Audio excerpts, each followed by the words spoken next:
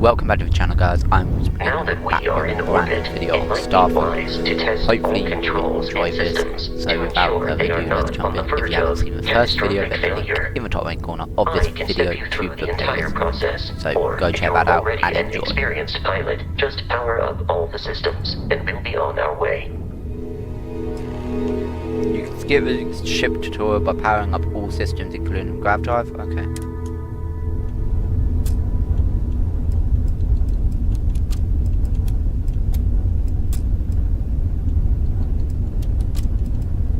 Each system on a ship requires power. Allocating power is under your direct control. Let's go over the engines. Engines control our maximum speed. Try increasing and decreasing our relative velocity.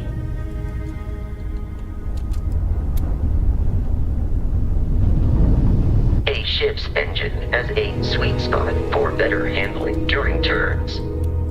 Draw your attention to the HUD. You'll notice a speed indicator in the lower left with a gauge that goes up and down as you adjust the throttle. Try to center the gauge so that it lines up with the center of the vertical bars to its right.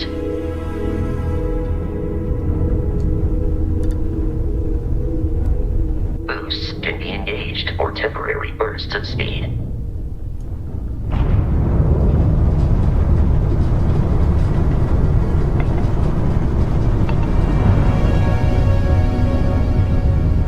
Let's turn our attention to the shields.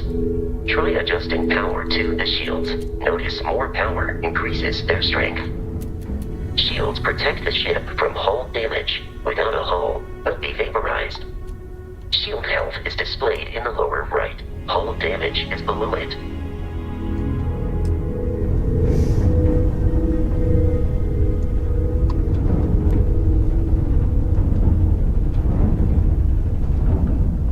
You've proven an adequate pilot. Are you familiar with ship combat tactics? Because that's a Crimson Fleet ship bringing its weapons to bear.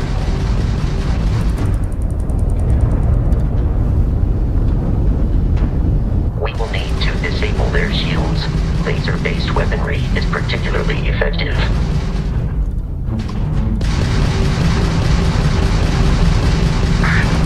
If you can keep the enemy ship centered on the HUD, we can lock in to fire a homing missile. The enemy shields are down, Captain. Ballistic weaponry excels at damaging the hull once shields are offline.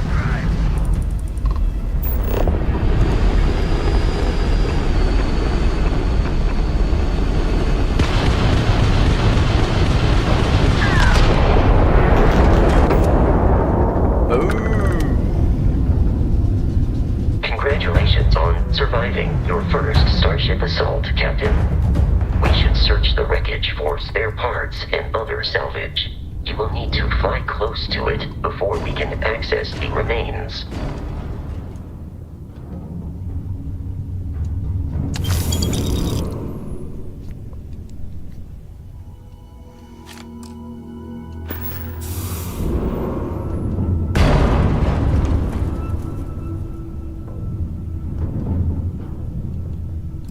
Don't like ballistics.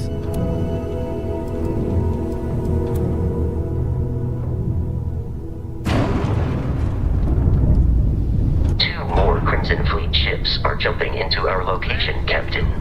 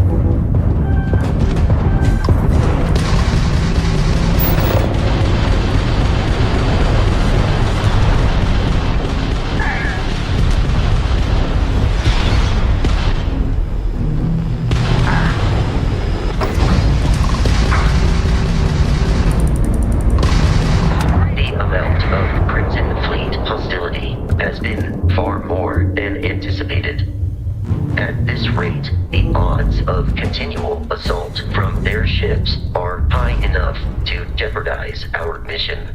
In short, they are after the frontier and will not stop. We will need to deal with the local Crimson Fleet captain. A recent scan indicates an abandoned facility on the nearby moon of Kreet, a perfect staging area for pirates.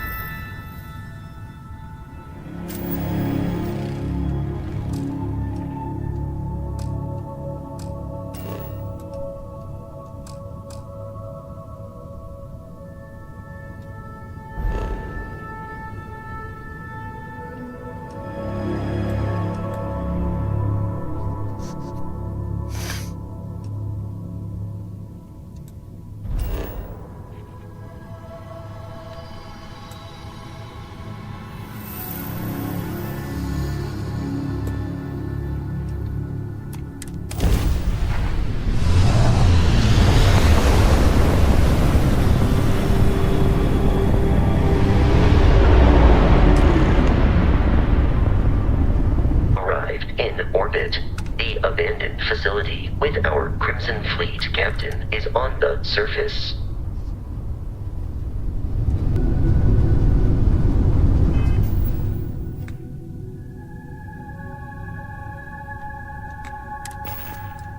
Let's take a look at what we got.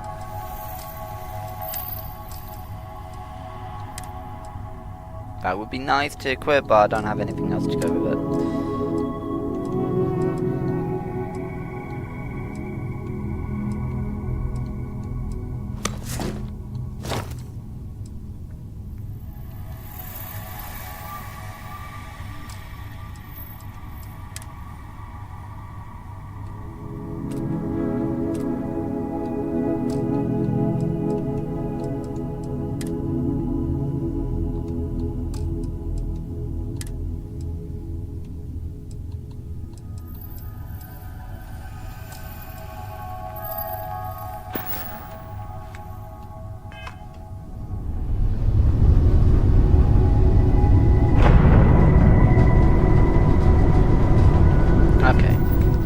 Time to land.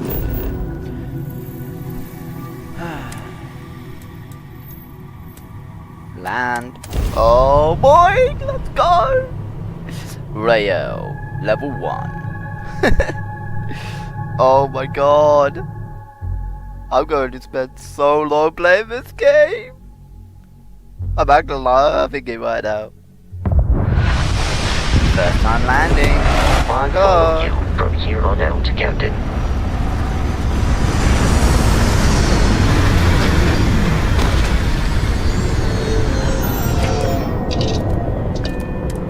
Get up.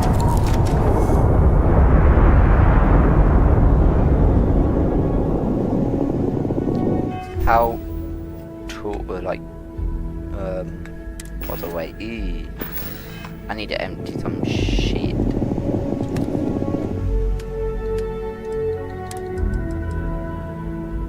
Store.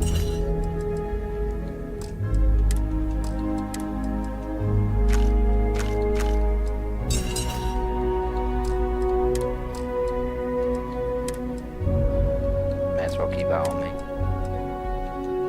Store.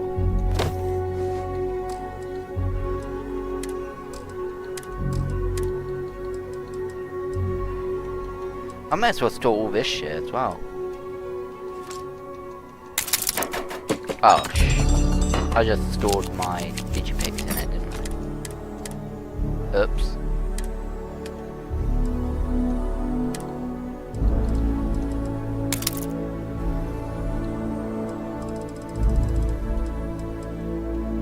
Okay. Stuff that are like this. Under one mass, I will just hold, but anything over one mass, we'll go in it. I think that's how I'm going to do this from now on.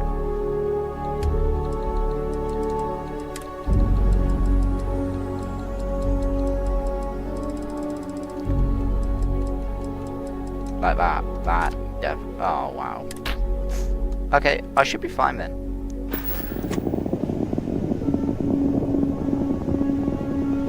Wait.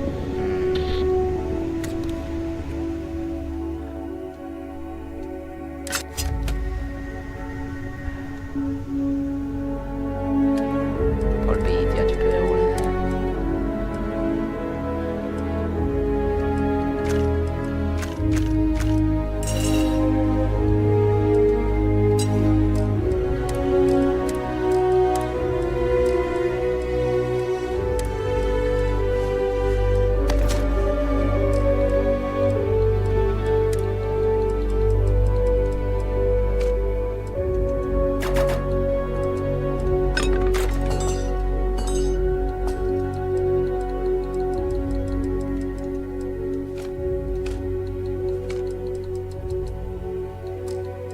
There we go. Now we're only at 38. Brilliant.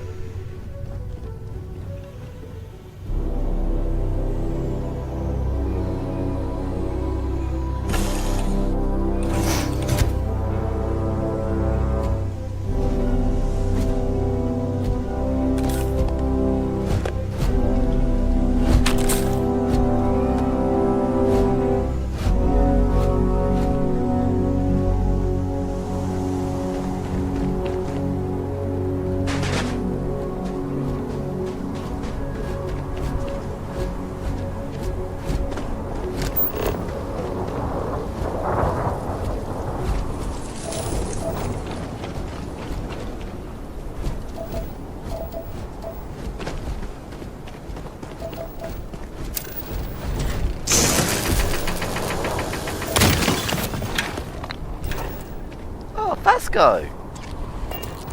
Captain, Protocol Indigo dictates that I am to return to the...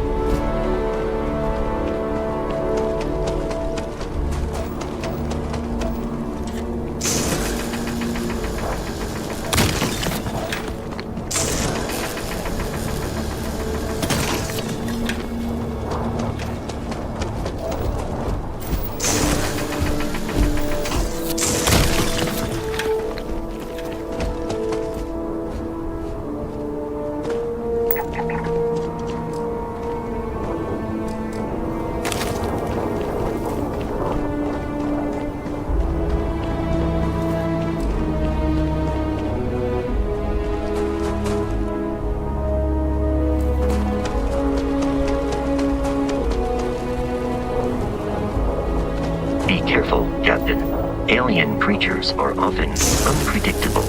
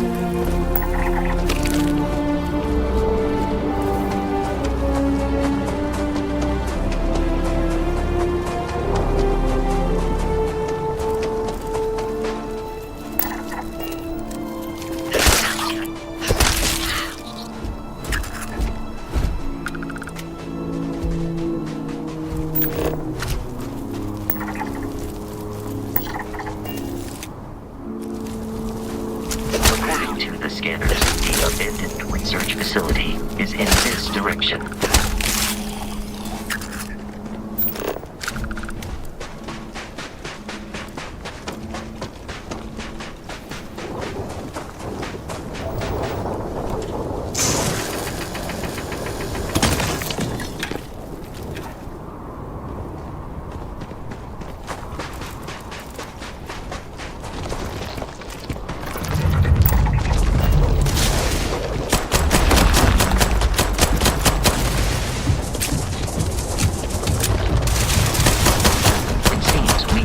Victorious.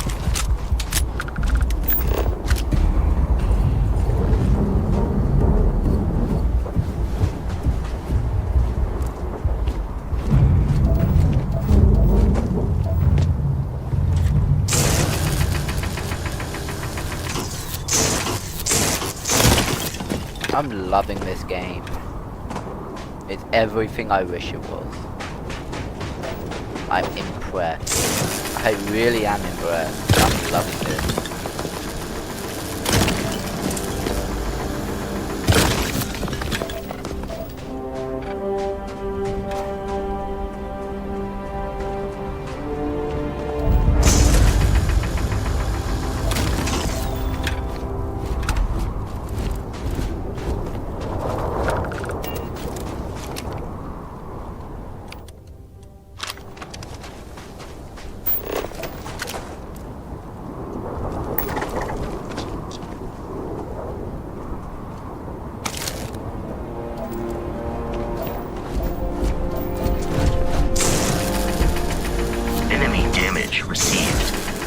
Maybe you shouldn't walk out in front of me then, Vasco.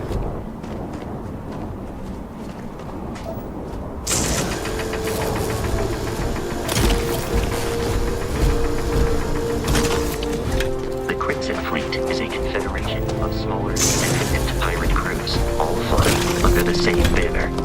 They are typically unscrupulous and violent.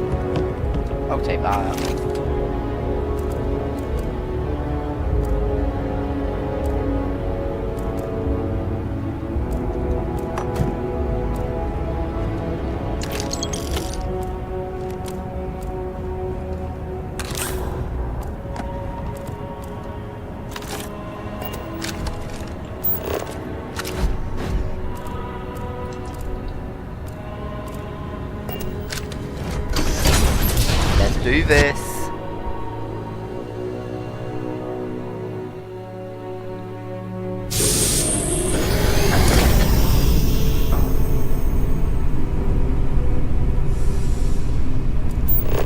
Bad people, bad jokes too. Why did the chicken cross the road? Huh? What's a chicken? Knock knock, who's there? Planet. Planet who? If I throw a party, will you help me plan it? Ecliptic mercenary says to a woman, I've been hired to kill you, and I always get the job done. Woman says, can we talk about this, son? How do you keep an idiot in suspense? How do you get a 3-star collective hick out of a tree? Wave. Louis Luper's Bad People Bad Jokes Volume 2 is the follow-up to his original work and, just like its predecessor, has become a cult hit. Board games? Oh, I found some games, man!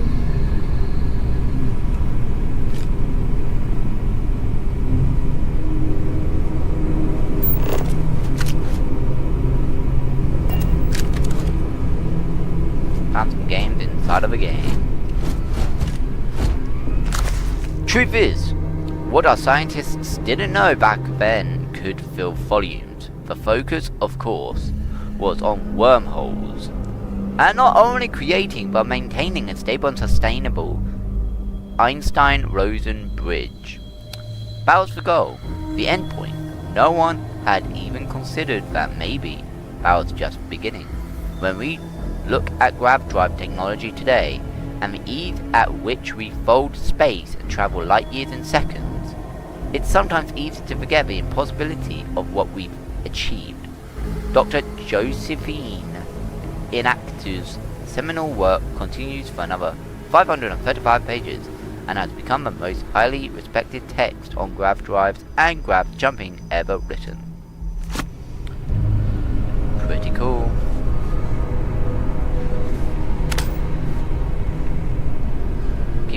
I keep forgetting I have a torch. Omega the Last Days. The following is the opening of Camille Flaminguin's 1894 work Omega the Last Days of a World, in which a comet is set to collide with the Earth in the 25th century, and people must come to terms with the end of the world, and what that actually means.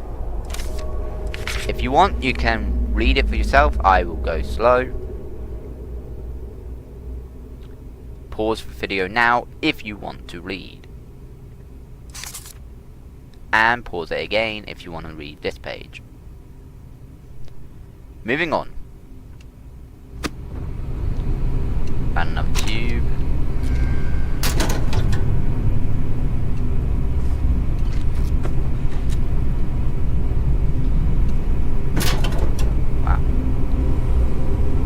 Finding a lot of books, which means a lot of United Colonies markings, but I will go back and Freestar that book I picked up, It then stands to reason that this was once a secret UC facility.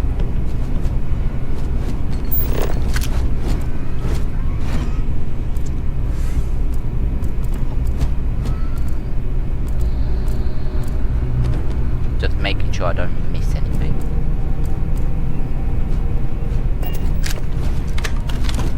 What the fuck? Opening fire.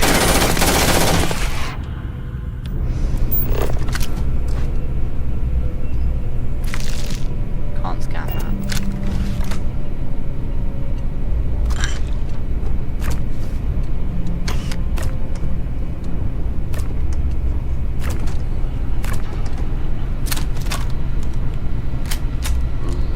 Red Rover, come over. And again with this one. If you want to read this page, pause the video now. If you want to read this page, pause the video now.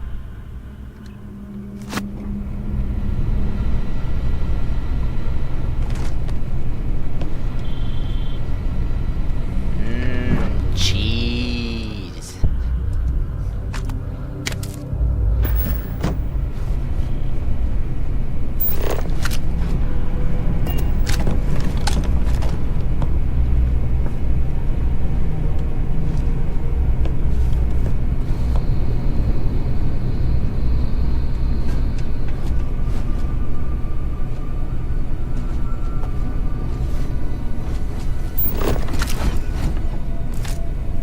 my life chunk by chunk.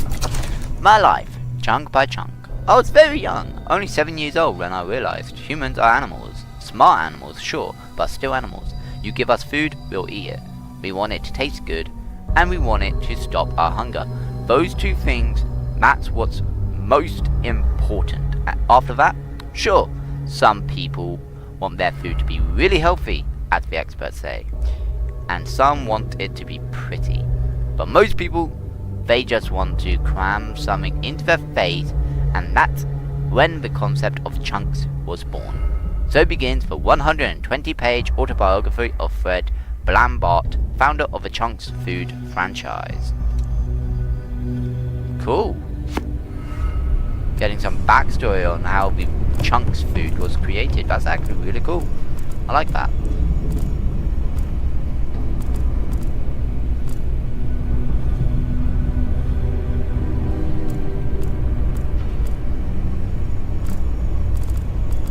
There's only no books.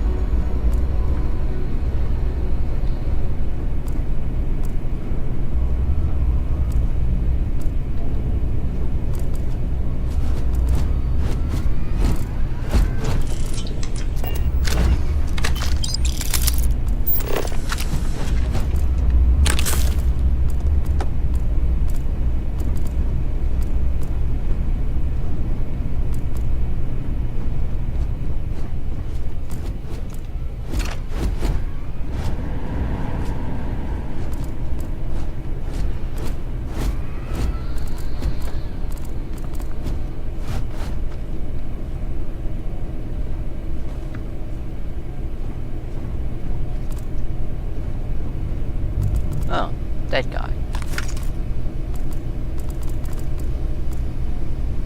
History of Xenobiology. The first several chapters of Lars Nielsen's work seems to focus primarily on the digestive systems of alien herbivores. The dissection of Dr. Lord's latest find revealed a creature that was, just as she suspected based on its outward appearance, an evolution of a microscopic hydrothermal worm. But her research also suggested a species that evolved in distinct stages, possibly growing significantly as it did. So the question now remains, which version of the creature did Dr. Lord dissect, and what maximum size could it possibly achieve?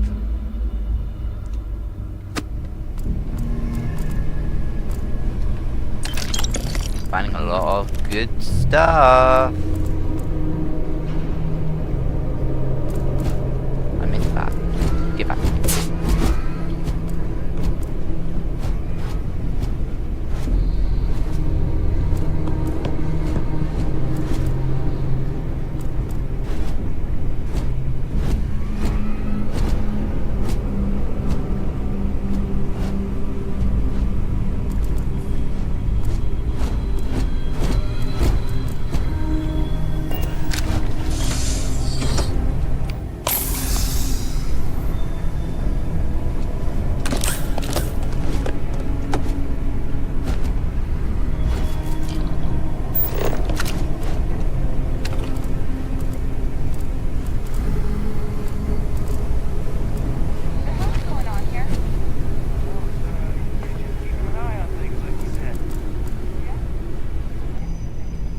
Chunks Employee Handbook. It's like that saying, the customer is always right. Here at Chunks, if we know anything, it's that the expression, the customer is always right, it's always wrong. In this case, it's actually scientifically impossible for the customer to be right. They have no working knowledge of our state-of-the-art culinary facilities. If they had the secret recipes to all our delicious Chunks flavors, then we'd be out of a job. Me included. Damn. I hear you. You tell him. Yeah. We got it.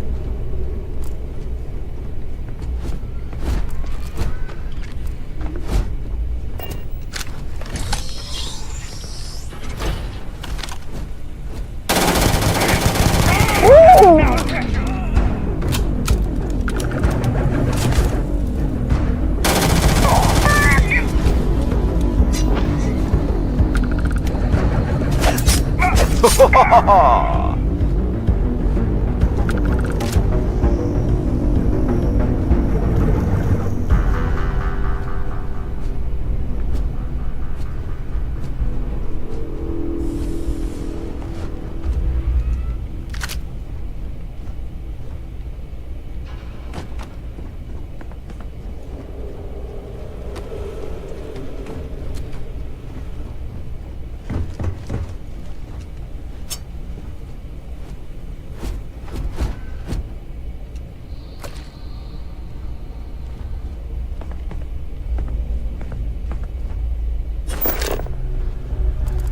Another deck of cards.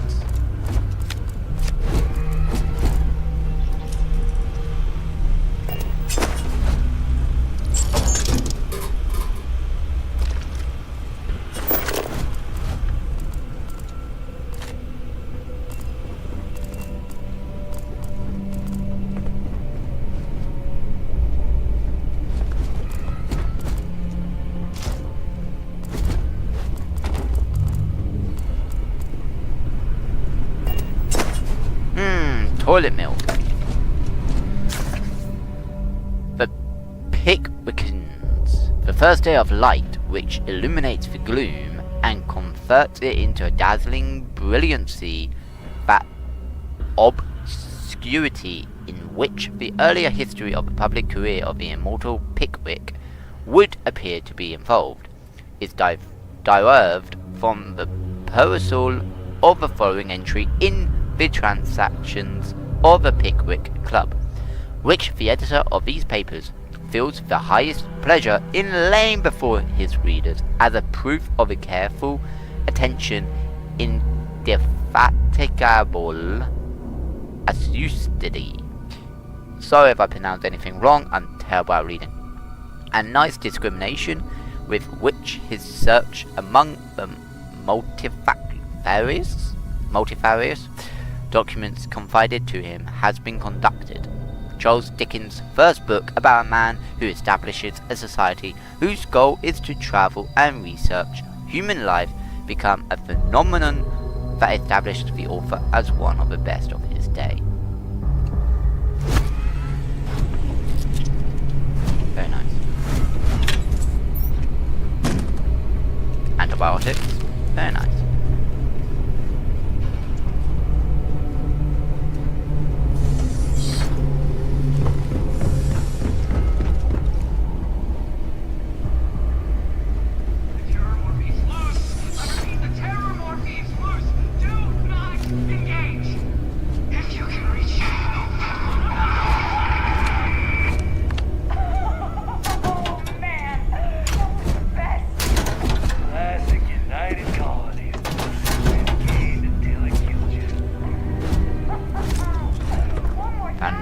Game.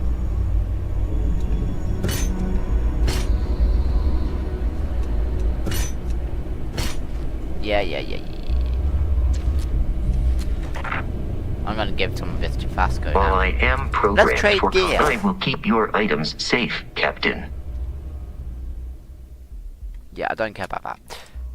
Weapons. You're gonna hold one of those. But now I need you to hold a shit ton of this. Where are those?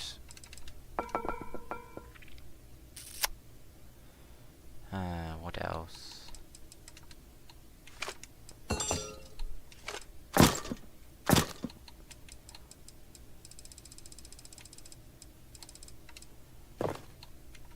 I may as well give him all the heavy shit. He's a robot. He can carry it.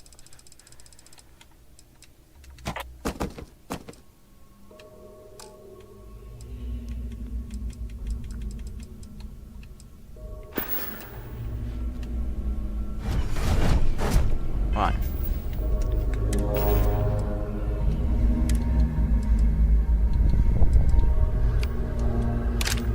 Better pistol. I'll take it.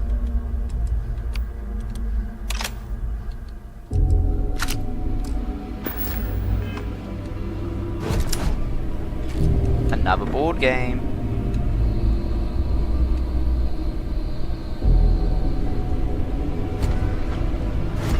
Another deck of cards.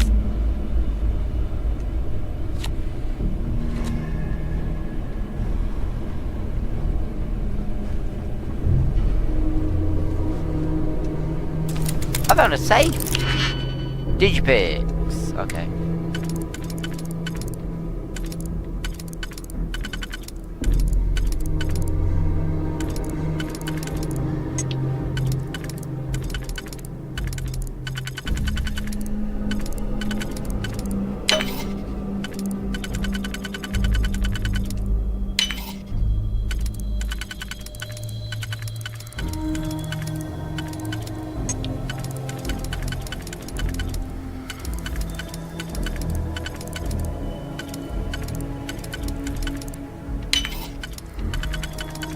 Easy. Ooh!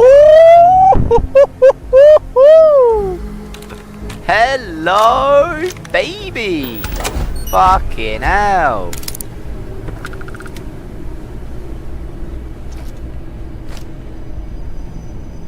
So it does pay off to take a look. Oh, look at that. Found an outfit as well.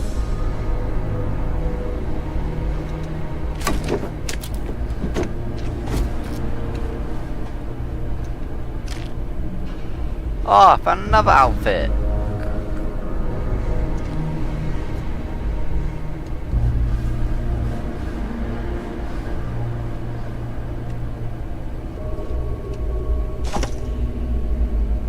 Well, we're definitely taking a look at this. And we're obviously going to be equipping our new pistol. Right there.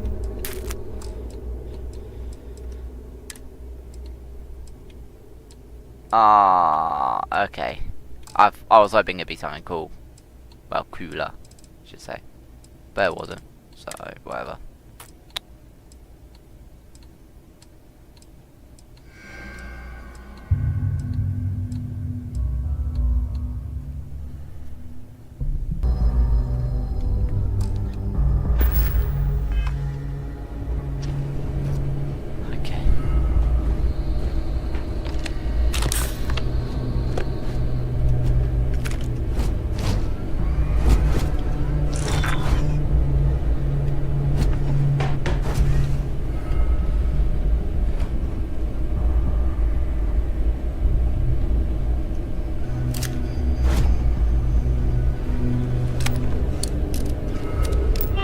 Starware. A lot of reading. Pause if you want to read.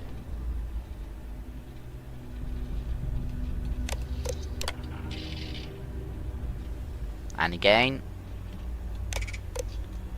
And again.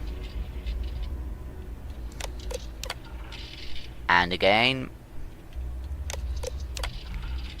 And again. And again. And again. Right. Let's get going.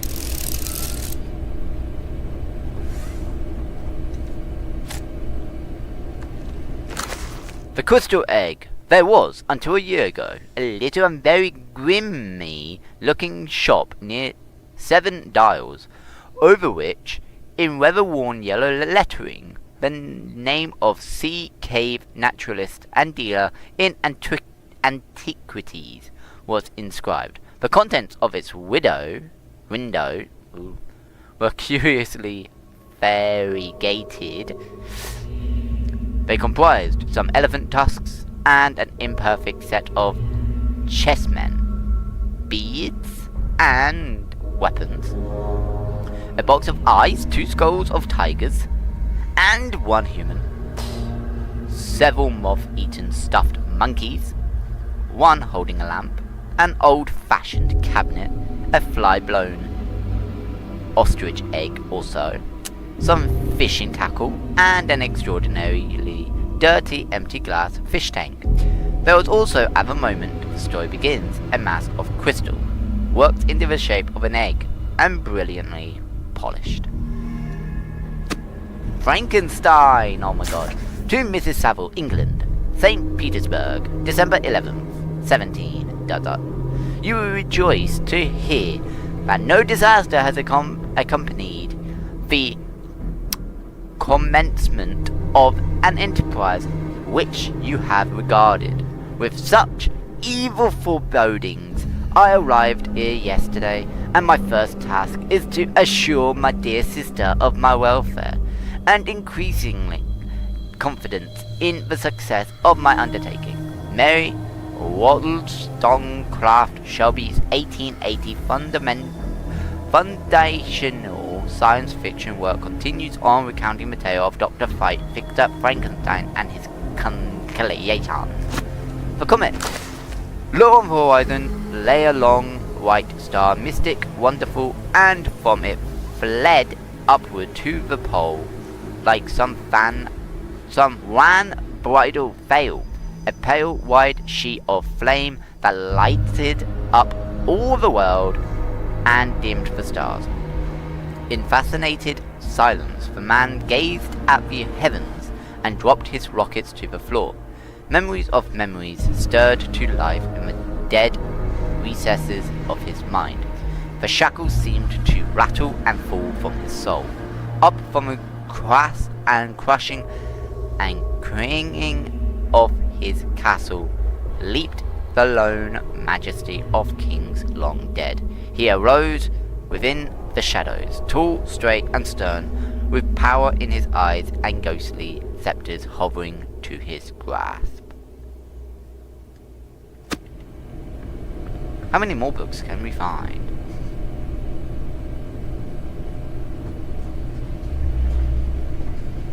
I'll take that. And I'll take that.